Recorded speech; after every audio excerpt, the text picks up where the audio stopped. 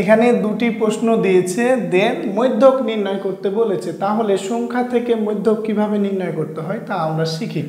সর্বপ্রথম আমার এই নাম্বারটা আমরা করি।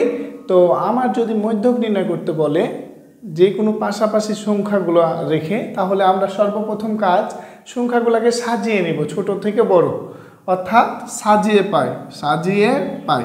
তাহলে আমরা সুন্দরভাবে সাজাই নেব সংখ্যাগুলোকে ছোট থেকে বড়। তাহলে আমরা যেহেতু 1 নাম্বার করছি, তাহলে এখানে সবচেয়ে ছোট কি আছে মান আমার 2 আছে, 2।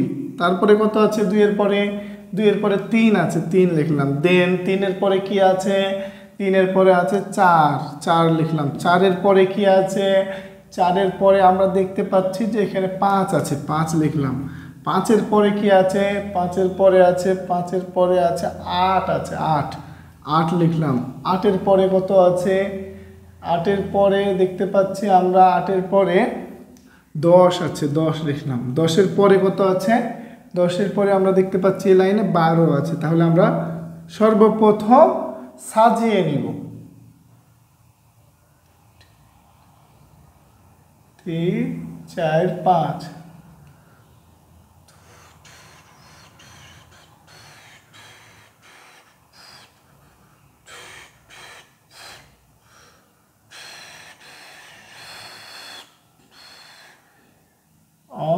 আটের পরে 9 নয়,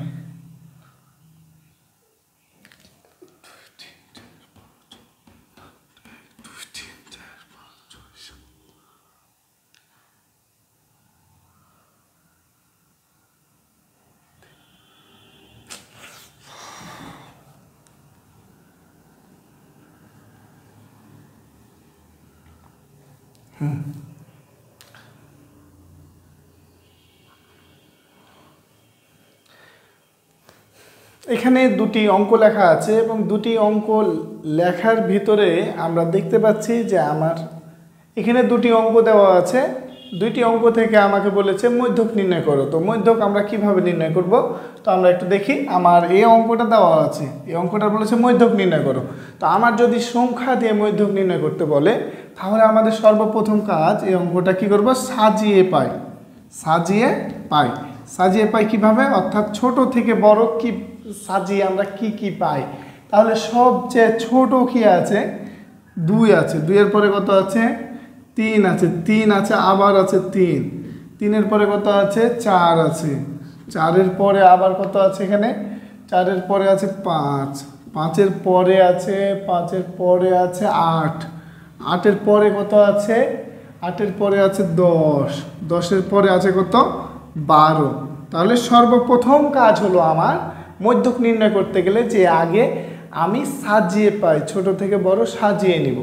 সাজার পরে আমার কাজটা কি হলো, মধ্যক মানে হচ্ছে মধ্যখানে কোনটা জিনিস আছে, কোন সংখ্যাটা মধ্যখানে আছে। তাহলে আমরা সুন্দরভাবে দেখব এখানে 1 2 3 4 5 6 7 8 মোট 8টা সংখ্যা আছে। তাহলে 8টা সংখ্যার মধ্যখানে কি হতে পারে, তাহলে আমরা সুন্দর করে এই 3টা অঙ্ক বাদ দিয়ে দেবো দিকের, এদিক থেকে এই 3টা বাদ দিয়ে দেবো দিকে। তাহলে মধ্যখানে আছে 4 আর 5, এই মধ্যখানে আছে কি 4 আর 5। তাহলে মধ্যক কি, তাহলে আমরা এই 4 আর এই 5 এই দুইটাকে যোগ করব।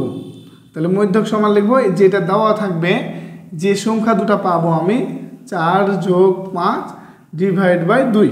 তাহলে 4 আর 5 কত, 9। 9 ডিভাইড বাই 2, তার মানে কত 4.5। তাহলে মধ্যক হচ্ছে আমার এটা।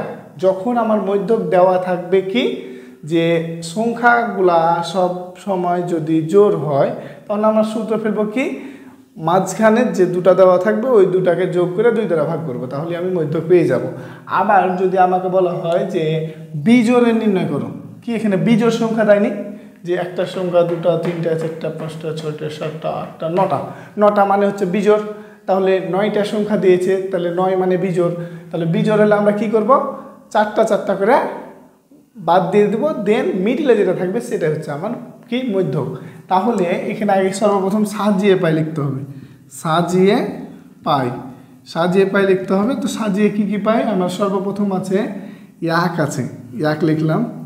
তারপরে কত আছে, 1 এর পরে আছে 2 লিখলাম।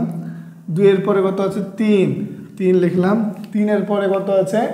3-এর পরে আছে 4, 4 লিখলাম, 4-এর পরে আছে 5, 5 লিখলাম, 5-এর পরে আছে 6, 6 লিখলাম, 6-এর পরে আছে 7, 7 লিখলাম, 7-এর পরে আবার 7 দিয়েছে, আবার 2টা 7 আছে, 7 লিখলাম, তারপরে আছে 8, 9, 9 আছে, 9 লিখলাম।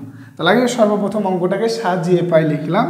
সাজার পরে যেহেতু আমার ইন টোটাল মোট 9টা সংখ্যা আছে, তাহলে 9টা সংখ্যা থাকলে আর মিডিলে কোনটা অবস্থান করছে? তাহলে মিডিলে আমরা দেখি 1, 2, 3, 4, এদিক থেকে 4টা বাদ দিয়ে দিল, 1, 2, 3, 4, তাহলে এদিক থেকে 4টা বাদ দিয়ে দিল। তাহলে মধ্যক কী হলো আমার? মধ্যক সমান 5, যেটা মিডিলে থাকবে সেটাই হচ্ছে আমার মধ্যক। মধ্যক এভাবে নির্ণয় করতে হয় যখন আমার অঙ্কের সংখ্যা দেওয়া থাকবে।